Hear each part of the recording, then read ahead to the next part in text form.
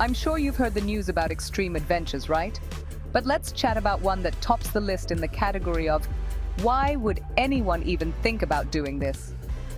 Picture this: scorching sun, vast stretches of desolate, arid land, and temperatures that can fry an egg on the hood of your car.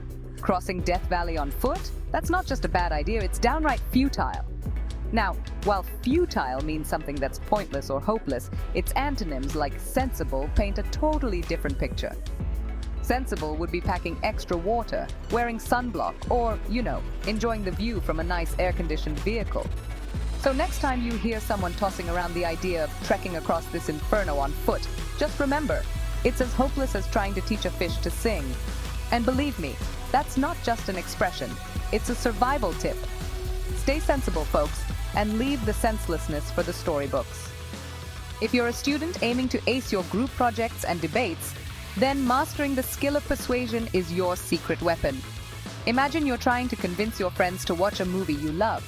How do you do it? You don't just tell them it's good. You induce them to want to see it by highlighting what they'll love about it. Induce, in simple terms, means to persuade or convince someone to do something. It's about presenting your case so compellingly that others feel motivated to agree with you. For example, during a strike, pickets might induce workers to stay away from their jobs by explaining the benefits of participating in the strike, like achieving better working conditions.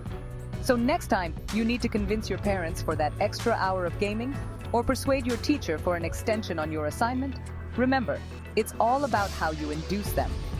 Choose your words wisely, understand their perspective, and present your argument effectively. That's how you master persuasion. Navigating tricky conversations can be like walking a tightrope, right? Let's dive into the art of being diplomatic, a must-have skill for every young professional. Being diplomatic doesn't just mean avoiding conflict. It's about smartly navigating through conversations to reach a positive outcome. First up, always listen more than you speak. This shows respect and allows you to understand the other person's perspective. Next, keep your emotions in check. A calm and composed demeanor can prevent a lot of misunderstandings. Here's a golden tip: use we instead of I. This simple switch fosters collaboration and reduces defensiveness. And here's a quick hack: always frame your responses positively. Instead of saying, "No, that won't work," try, "Let's explore what we can achieve together." Remember, it's not just what you say, it's how you say it. Tone and timing are your best pals here. Wrap it up with a smile. It not only eases tension, but also lights up the room. So the next time you're in a tough spot, just channel your inner diplomat and watch the magic happen. If you love fashion, but still end up wearing socks with sandals, then this is for you. Welcome to the wild world of wardrobe mismatches, where the color wheel spins out of control. Picture this: you're running late, you grab a yellow shirt and oops, a purple skirt. Congratulations, you've just created a color clash catastrophe. But hey, who hasn't been there, right? Let's dive into some of the most memorable fashion faux pas. First up, neon green with hot pink. Unless you're attending a 90s throwback party, you might want to steer clear.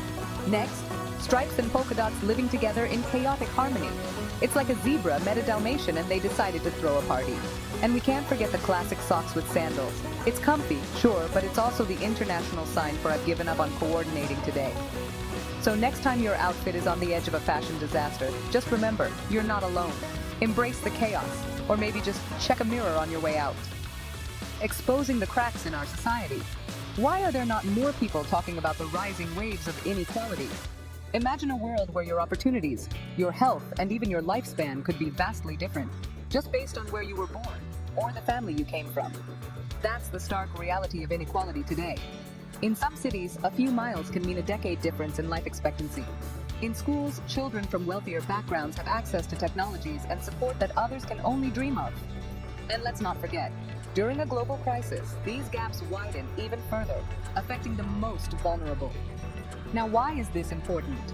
Because inequality doesn't just hurt those at the bottom, it destabilizes entire communities, breeding resentment and hindering overall progress. So what can we do? Well, starting conversations like this one is the first step. Recognizing the problem is the precursor to solving it. Let's work together to tip these scales back towards equity. Are you with me?